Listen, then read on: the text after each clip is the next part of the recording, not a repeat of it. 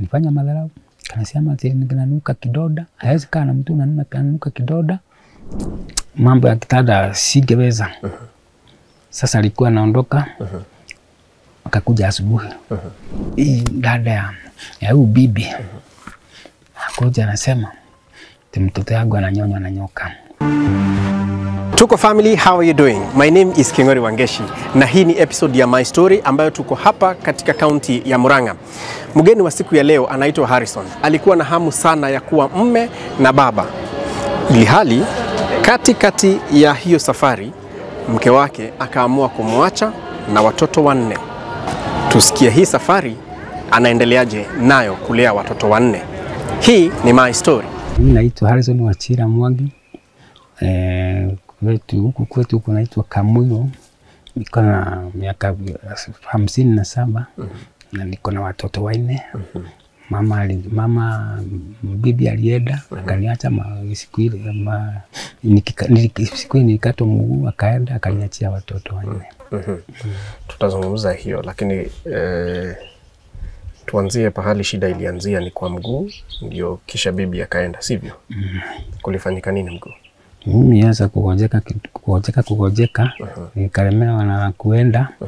Sasa hii nyama za vidole zikaanza kutoka nikaacha mikia. Ilikuwa ni ugonjwa ambao ulikuwa nao ama ni siku moja tu uliamkia unapata kwamba kuna kitu inafanyika? Ni kwa mkia nikakuta hivyo. Wakati nienda hospitali niliwauliza ni ugonjwa gani niko naye. Akasema inaitwa gangrene. Gangrene. Sasa hiyo ndio ilikuwa inakula nyama na mifupa. Pani nyama tu peke yake. Inaacha mifupa. Sema juu nimekaa sana. Hakuna shida gani kukatwa na nikatwe. Ndio sumu hiyo kitu damu ianze kuenda. Sasa nikakatwa. Kaka huko karibu wiki 3. Alafu nikarudi nyumbani. Akaniambia nikikakaa tu unajua nilikuwa naenda kliniki. Naenda kliniki utaanza tena niende huko nilale tena. Ndio wanikate tena juu mguu. Siwezi pata mguu nikiwa namna hiyo. Lakini wakati nienda kwa daktari huko Murang'a, niambiwa kuna mguu naweza kata nikiwa hivyo. Lakini huko nilikataa kukatwa tena juu uchungu hiyo ilikuwa mingi sana. Okay. Ilikatiwa wapi? Ilikatiwa hapa kwa nini? Naitwa ifuti. Sasa nini iko hii pati ya mguu? Iko walikata? Hii ndio nikatwa. Lakini iko anko iko. Sasa hapo ndio shida zilianza za bibi ama namna gani? Ni hapo ndio ilianza. Ndio alikuwa ananiosa. Sasa kumwambia nilete mandawa akakataa. Hapa watu wengi wanaingianga mboma ya watu. Na akasema hawezi enda kutafutia mtu mzima kama mimi. Kanifanya madharau. Kanasema ati ninanuka kidoda, hawezi kaa na mtu ananuka kidoda. Sasa nikaona acha tu aende tu. Sasa hivi si iko poa. Hainuki. Na mlikuwa mmeoana kwa muda yupi? Hizo zilikuwa miaka 14 ndio tulikaa naye. Na mlikuwa na watoto? Hizo miaka 4 ndio tulipata watoto 4. Sasa alikuacha na watoto 4? Aliacha na watoto 4. Na yule mdogo sana alikuwa na miaka mingapi? Akiniacha alikuwa miaka 2. Kwa miaka 2. Jana miaka 2. Alikuachia mtoto wa miaka 2? Sasa hiyo ilikuwa nakojeka kabisa. Sikuwa natoka nyumba. Wewe? Sikuwa natoka nyumba. Sasa ndio niacha. Hebu tupe picha ya hiyo siku ambayo alipoondoka. Tuko bana, ndio tulienda. Sasa akaona ajua mambo ya kitanda singeweza. Sasa alikuwa anaondoka. Akakuja asubuhi. Akakuja kanambia yes. mara 4 alikuja akiniambia hivyo. Sasa nilikuwa na uchungu, niko na uchungu ingine. Sasa wakati nienda hospitali nikaona sasa huyu mtu hii madhara ananionyesha. Leo nitampiga kutoka hospitali. Anakuja analala huko, anakuja asubuhi. Wapi alikuwa analala wapi? Kwa hiyo alienda kuolewa na yeye. Alikuwa anakuacha kwa nyumba ukiwa mgonjwa? Mgonjwa na watoto akaenda. Alikuwa naenda. Siku 4 alienda, siku ya mwisho ndio nimpiga. Ngojea aingie kwa kitanda. Asimame hapo nikamsika hapo. Sasa akaenda kwenda ni kwenda kabisa. Lakini alikuwa anakujaga huko akifukuzwa huko anakujaga hapa. Hata kama mtoto ka kwanza kauka huko. Alipewa akiwa hapa. Alipewa akiwa hapa. Alikuwa anaenda kwa nani? Ulikuwa unajua ni wapi? Najua. Najua. Kwa kijana mwingine ama? Kwa kijana mwingine. Ni kijana ama ni mzee ama ni kijana? Alikuwa anafanya kazi gani? Kijana alikuwa anaendesha pikipiki. Sasa anaenda huko. Nini unajua nini ilikuwa kinaendelea? Anafukuzwa anakuja hapa kwako? Huyo jamaa alikuwa na bibi nyingine. Sasa watu wa area kuona hivyo wakaenda akaita ule bibi yake. Kuja kwake, iko mtu amekuja amekaa hivi. Sasa huyo kukuja sasa ni kuondolewa. Anarudi kwako. Sasa kukaa hapa anakombolewa nyumba huko Kabira. Anaenda akakaa huko. Lakini siku moja ilifika nikamwambia, manaka hakukuja na kitu. Naona unakuja kuona watoto na una kitu hata kidogo. Na ukikuja hapo unaniibia. Kwangu usije kwa kuja tena. Alikuwa anakuibia tena? Kwa ananiibia. Alikuwa anakuibia nini? Pesa. Hizo za watoto, na watoto aliniwacheza. Siku hiyo alikuwa na watoto, alikuwa na katoto kamoja, alikuwa ananiibia. Na unasema walipopata mtoto na huyo kijana, huyo mtoto alikuja kupatia hapa kwako? Huyo kijana alimfukuza. Kamfukuza akaona pengine ataweza kuagia huko dunia. Anaweza kufia huko, akakuja huko. Sasa kukagaga huko, hakuenda kliniki. Alikaa bila kuenda kliniki. Sasa mwalimu wa wanafunzi wa watoto wangu akapiga simu akaambiwa mama yao hakuendangi kliniki. Sasa akapiga simu akamwambia nitakustaki kwa polisi ukikataa kwenda kliniki. Sasa hiyo ndio alikuwa naenda. Hiyo kijana akamdanganya, tutakutana Mkuyu, hakuna kukutana. Sasa akaona heli akae hapa. Sasa hata siku hiyo alikuwa anaenda kupewa mtoto. Alikuwa anaenda tu kumtafuta. Akapata mtoto. Kupata mtoto alikuja hapa. Kukakaga kidogo, kupona alienda tena akarudi. Sasa nikaona hakuna haja nyingine, wacha aende tu akae huko. Huyo kijana wewe mlikuwa na uhusiano kama familia kabla bibi yako aende huko? Lakini tulikuwa tunajuana, kama babake tulikuwa tunajuana. Wakati alienda huko, aenda kafuguswa na babake. Kaambiwa aende kwake. Anasikia babake anasikia amewacha bwanake, anamegojeka na amemwachia mtoto. Kwa hivyo arudi kwake. Akakataa, ajua watu wa pikipiki ni ala ngumu. Akakataa naye. Akakalia akasema, wakati mtazaa mimi usijaribu kunizaa. Siku moja. Na akasema hivyo na wakakaa tu. So okay. Na wewe ulikuwa unajua kama wako na uhusiano kabla aende? Sikuwa najua. Sikuwa najua, hata jikuwa jaribu ajua.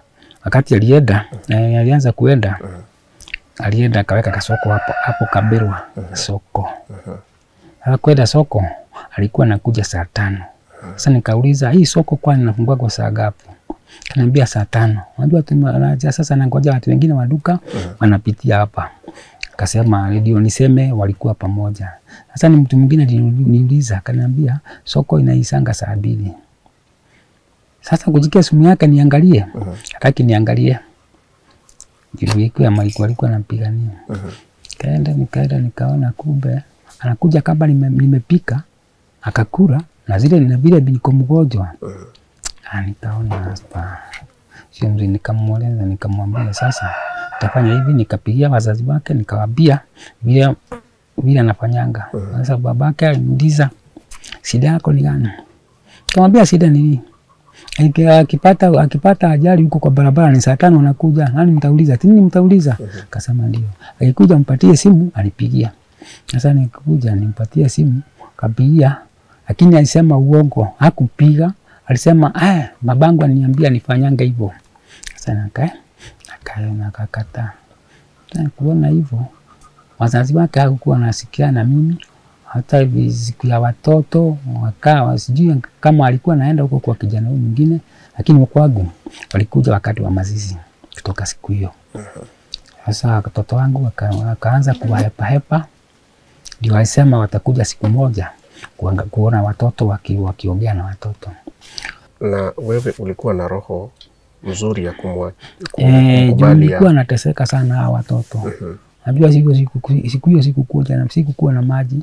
Nilikuwa nachota pale chini. Mitungi kama 8 naleta hapa. Kupika ni mimi, kutafuta kuni ni mimi. Sasa nikaona alikuwa anaweza nisaidia.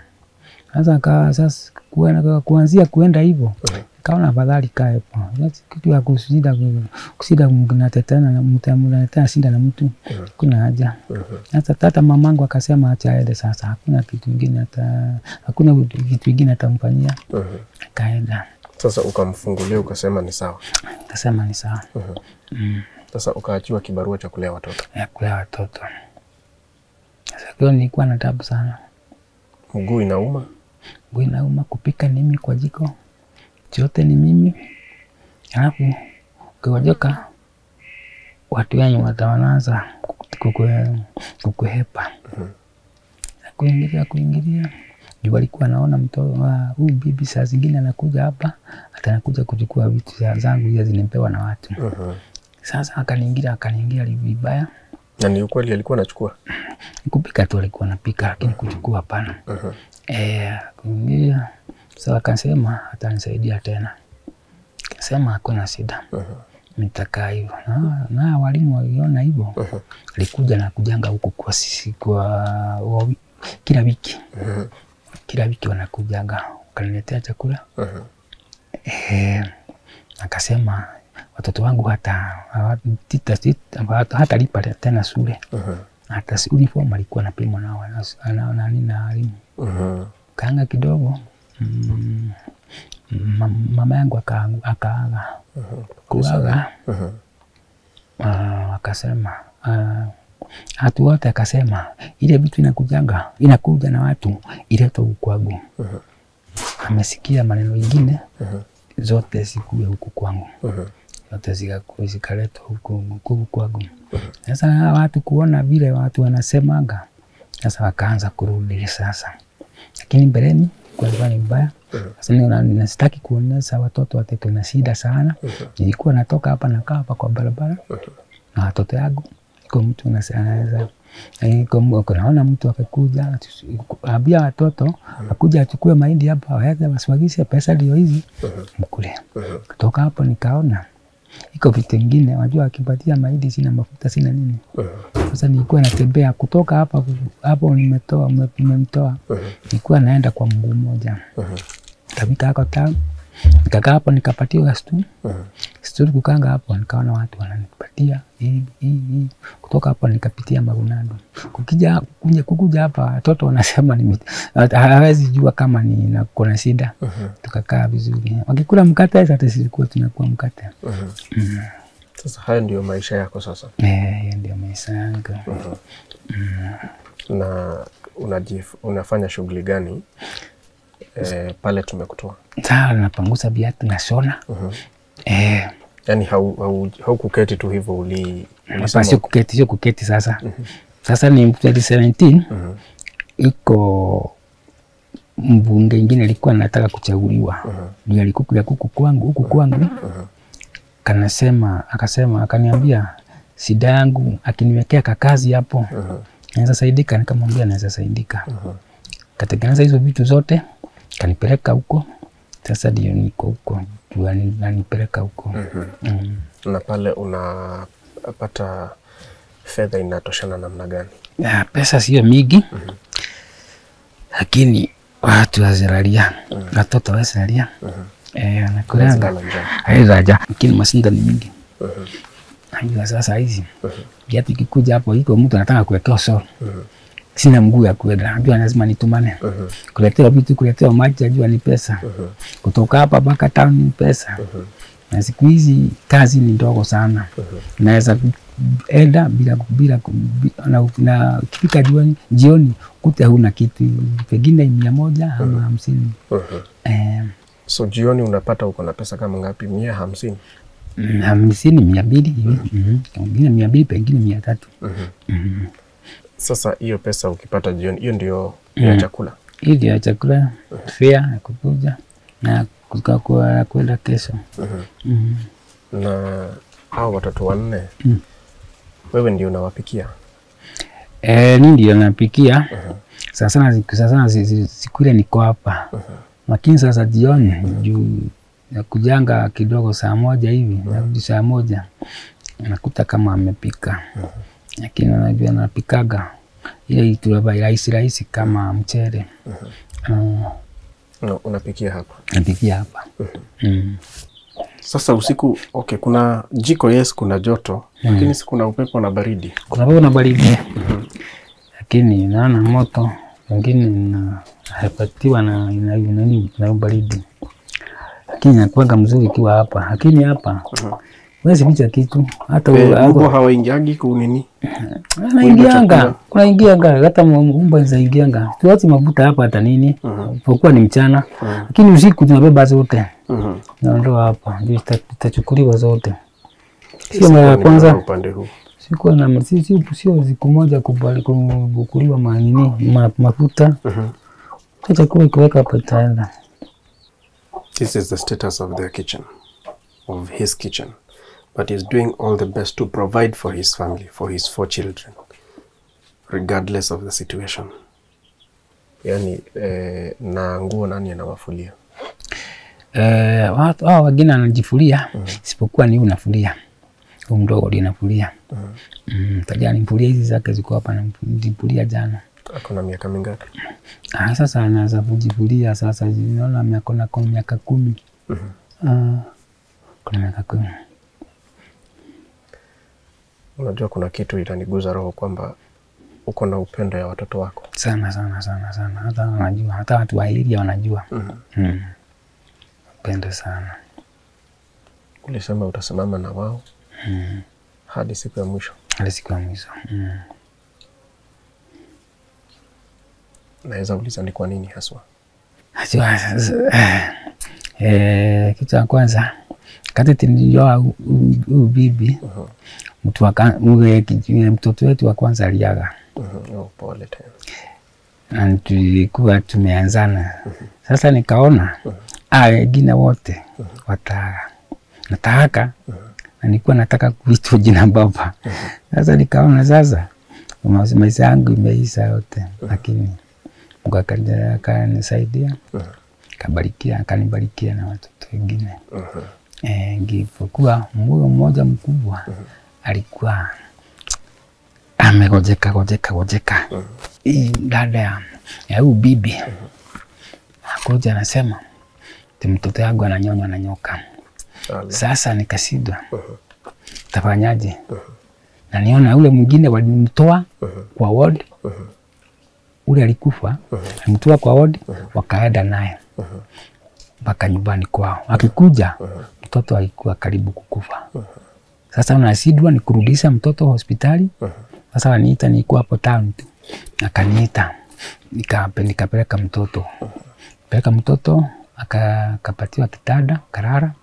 Yule daktari alikuwa anamuuliza, "Si wewe ulikuwa hapa na ukatoroka? Si mtoto pengine angekuwa angepata nafuu." Sasa na hiyo unajua huyo bwanako ndio anakuanga ni mzuri sana. Anakujanga saa yote anakujanga hapa. Sasa kukaa kidogo mtoto akakufa. Sasa nikaona kweli niende maombi. Kaenda maombi mahali alikuwa anataka niende, tukaenda tukaomba. Kakuja hapa. Lakini njia yao walikuwa nataka niende nikomboe town. Sasa tuliona na pastor akaniambia hata ukikomboa town ndio unaambiwa hata ukikaa hapa masida niyo shetani atakuja kama kwa sababu anakuja. Sasa njia ile mzuri ni maombi, tuombe maombi hiyo kitu iende. Sasa nikaona nikamwambia wewe nataka kuenda peke yako, mimi sitaenda, sitakotoka kwangu nyumbani. Akakaga kidogo akaenda kukomboa akarudi tena bado. Hiyo siku alikuwa anachukua vitu yangu karibu yote ya kukula yote. Kanja akalijileta. Kaniambia sasa nimekuja na sitakubali dada yangu aniambie mambo tena. Na tukakuja tukakaa naye. Hali ya maisha iko vipi Bwana Wachira? Maisha kuna masida kidogo juu kamguu ningepata kamguu ka artificial hivi. Ingekuwa rahisi kidogo juu naweza tembea vizuri. Hiyo vitu yani kazi inafanyiwa. Kama nikutuma ningekuwa ningeenda. Sasa natakulima ningelima.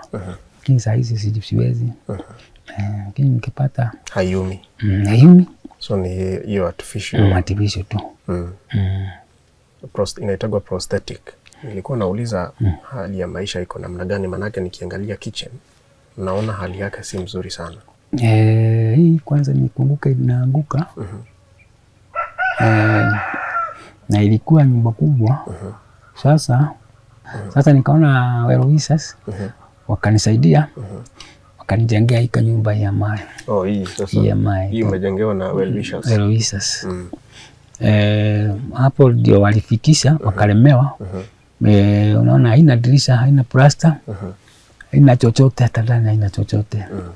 Sasa nikaambiwa niingie huko kabla mbafikirie mambo mengine. Kutoka siku hiyo sijawaona tena. Lakini nafurahia walifanya mzuri. Tunawashukuru manake waliweza sasa siwezi nyesewa, siwezi sasa nalala kwa nyumba. Nasema asante kwa hao. Barikiwe.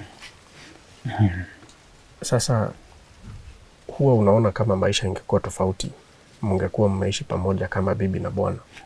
Tungekuwa vizuri sana. Juu mambo mengine hata kwenda shule mkutano angekuwa naenda na ninaenda kutano. Sasa na wachanga kwenda town.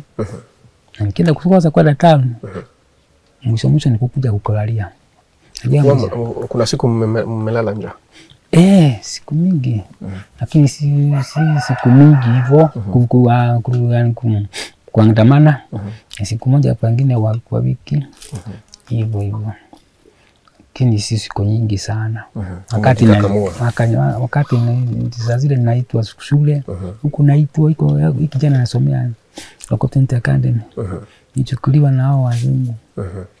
Nakuwa na kasichana. Sasa wanakulanga huko lakini nyumbani unakuja kula jioni. Kwa hivyo umejikakamua pahali unavyoweza wewe. Hii maneno inaonekana iko na uzito kwa roho yako bado. Kana uzito juu nimelemewa sana na vitu. Naona utakuwa choo sina. Nikipenda kujengewa kama mtu ningepata kachoo ningekuwa vizuri. Kwanza yangu special. Juu hizi zingine ziwezi hela. Sidango na kuenda, lakini kijonga yangu hadi najisikiria ingekuwa vizuri sana. Nimekuelewa. Unasema hapa ndio ulikuwa unaishi? Hapa nilikuwa naishi. Naona pia inabomoka hata hii. Na nini? Sasa wakati wa mvua kunafanyika nini? Manake naona mabati pia yametoboka. Wakati mvua tunakuwa na shida, jua tuko hapo tunapikia, naona ndio masimu iko. Sasa wakati wa mvua siku nyingine tutupikage. Hakuna mahali mwingine tunaweza kupikia. Ndio hata kusaidi unaona hakuna mabati, hakuna nini. Unajua upepo na kujanga hivi. Hakuna mahali tunaweza kupikia.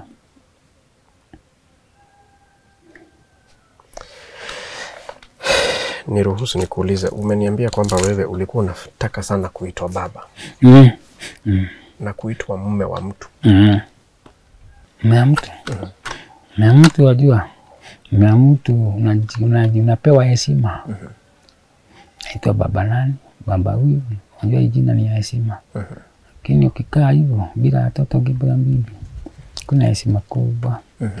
Kidogo tu. Watu wenu mnaishi na wao namna gani? Kuna brothers na sisters? Lakini sasa siku hizi tuko poa. Tumekaa vizuri. Mnasaidiana kwa njia gani? Ndio kiba kitu nakupea. Kiba kitu nakupea. Kwa siku nyingine iko siku akivuna. Ngine atanipatia maharagwe ama mahindi. Tukapika. Ulikuwa umenieleza kuhusu maji. Maji. Maji nilihangaika sana. Nikaona umeniambia ulikuwa unachota? Nilikuwa nachota huko chini. Nilikuwa nachota kwa huyo. Lakini ilikuwa maji ya irrigation ilikuja mbele.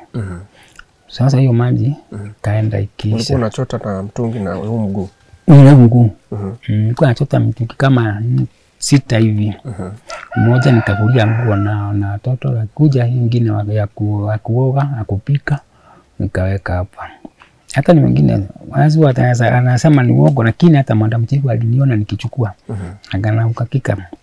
Naweka napeleka mbele mpaka nifikisha hapa. Sasa maji ilisha, tukaenda tena kwa kizima kuchota huko na chini kabisa, sikuwa na siwezi enda huko hata nikijaribu sana.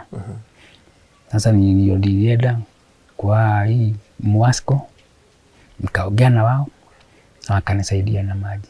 Yaani Bwana Wachira, unatueleza leo kwamba wewe ndio umelea watoto wako wote 4 peke yako. Peke yangu. Ukiwa na shida ya mguu.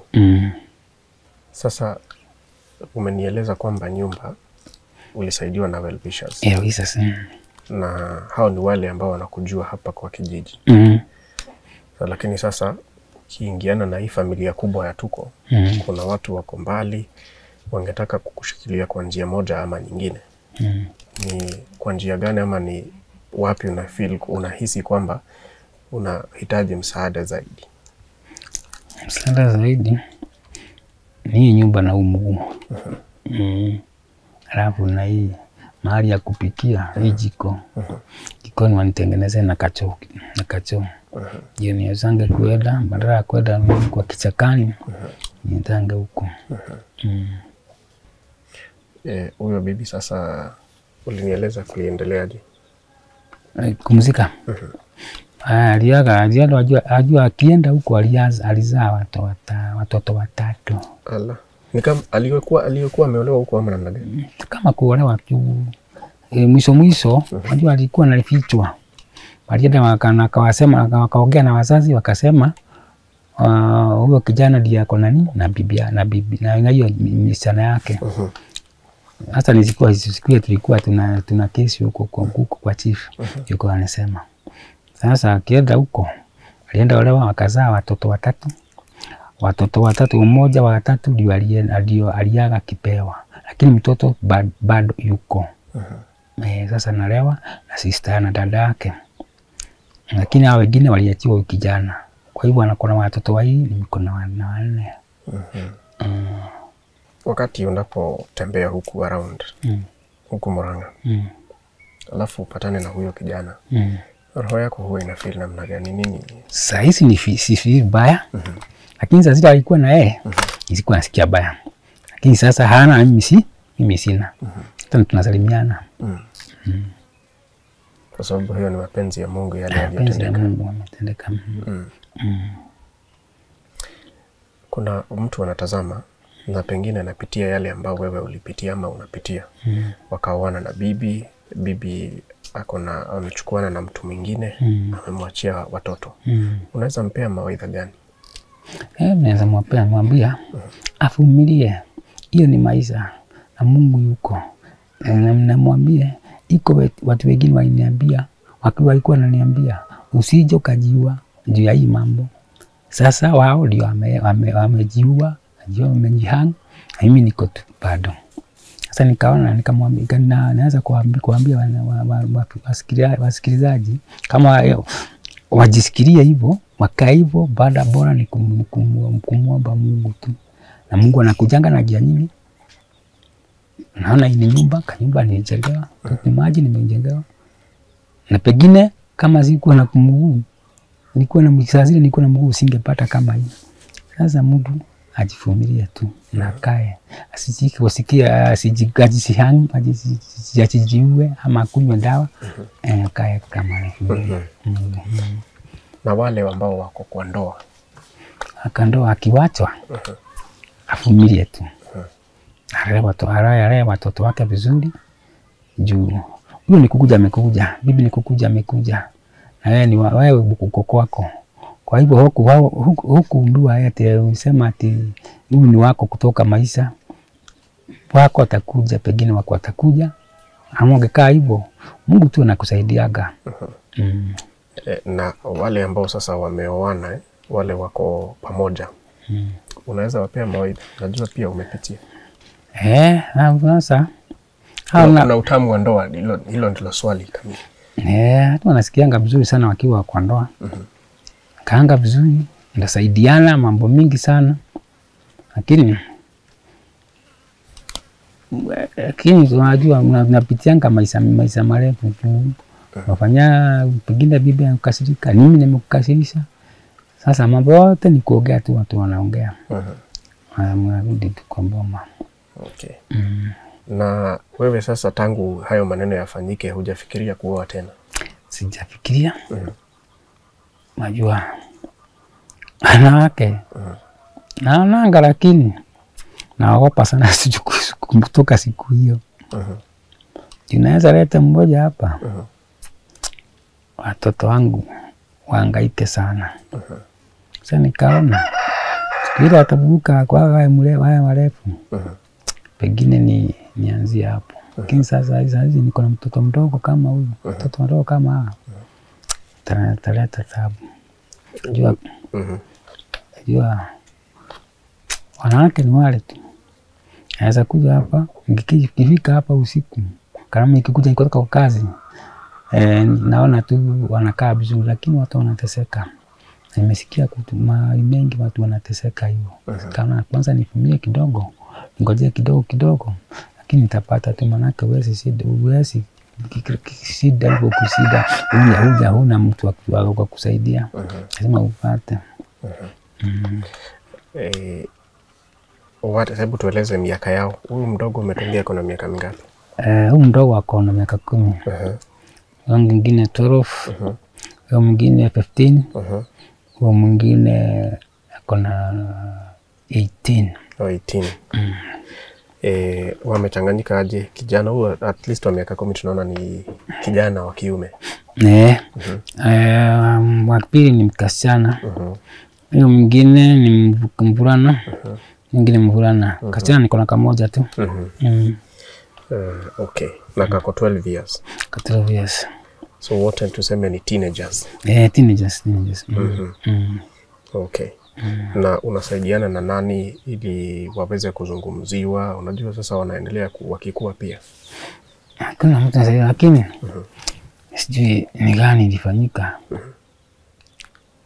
Naona sasa wao wawili, hawa kubwa wawili, walikataa shule.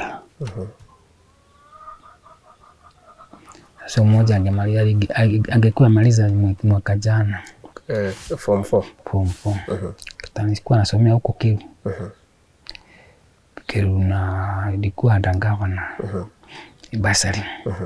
Ya miaka 4. Kakataa kaenda. Sijalienda kuandikwa hapa. Kaenda kwa polisi nikaripoti. Kajificha. Sasa mwaka jana ndiye alikuja hapa. Kamkuta hapa jioni. Hata sikumuuliza. Sasa nimesahau na yeye. Sasa huyu mwingine alikuwa form 1. Anaitwa bado Kiru. Unajua ni watu walikuwa werefu sana. Ni watu bright. Akasema ataenda hadi iko pande pale tu, kaenda hapo na kaona tu kama atasomea hapo na amalize ni sawa. Kachukua form na kiwa na headmaster, kajaza wakalete mtu mwingine yani warobisa wakaniambia huyu mtoto watanisomesha. Hapo Unitas iko mkawe naitwa Famous Hotel. Mwenye hapo akaamua mama mwingine akasema atasomesha mtoto.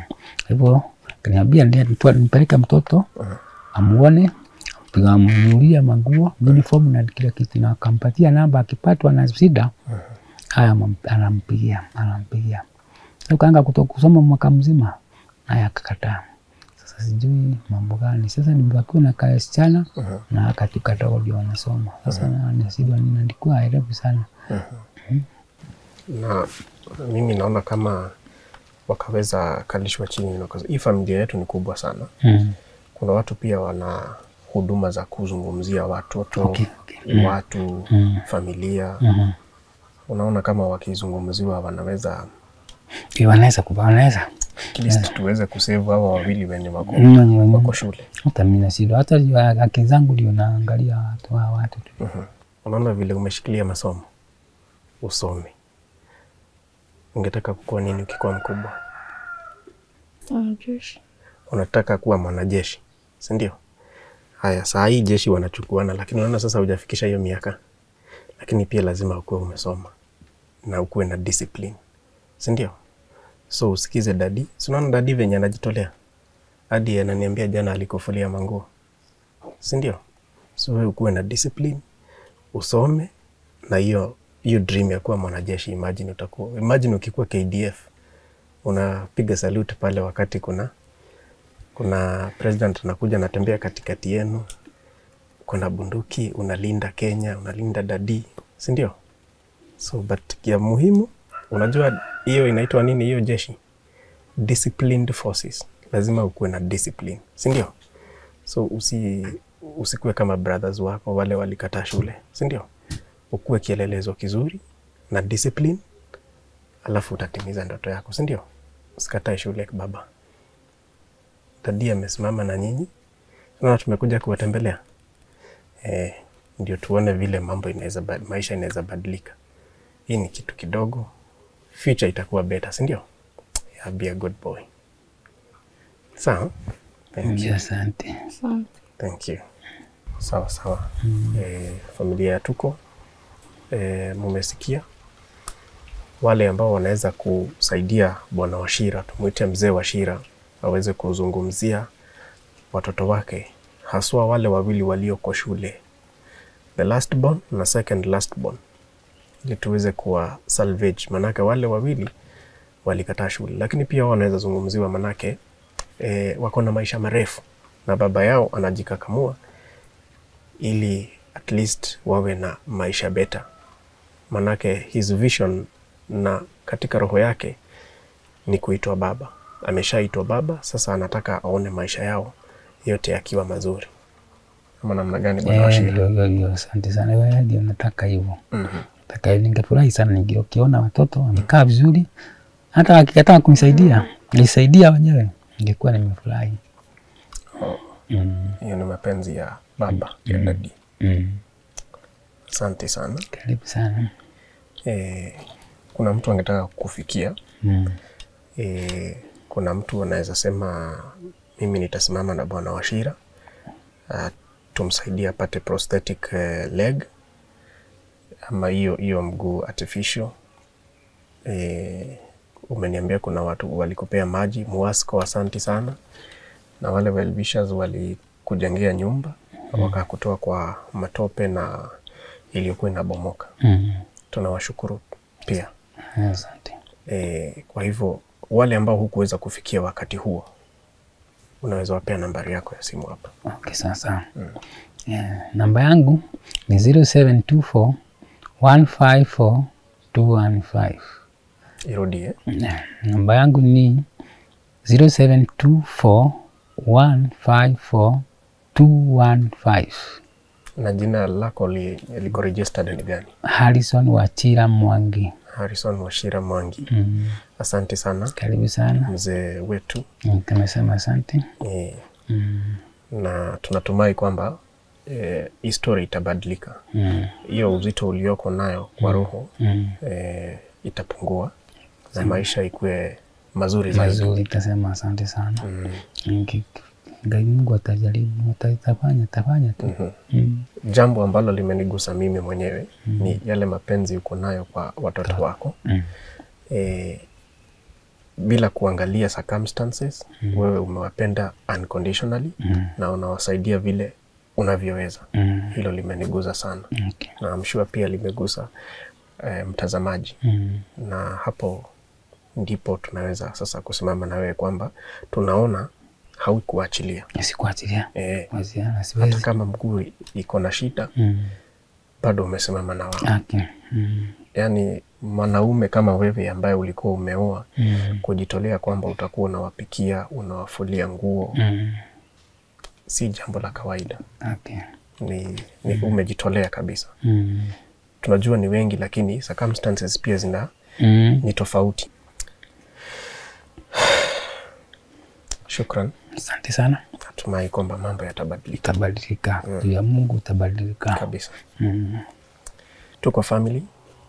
Kama ushawaiguzwa na mapenzi ya mzazi kwa watoto wake, ni haya ya mzee Bwana Wachira kutoka hapa kaunti ya Murang'a. Yale yote yaliyopitia, tuseme bibi kuibiwa ama kujipeleka akatoroka, na akasema yeye atasimama na watoto wake. Lakini hali ya maisha ni vile ulivyoona katika video hii.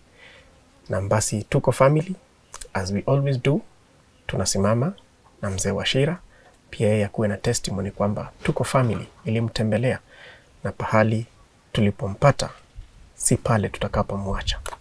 Jina langu ni Kingori Wangeshi. Hii imekuwa ni episode ya My Story, na mimi mwenyewe nimejifunza mengi kutokana na mzee Wachira kuhusiana na kupenda watoto wako. Na wale wote walioko huko nje, wazazi wa kiume, wa kike, tupende watoto, tupende jamii. Kwaheri.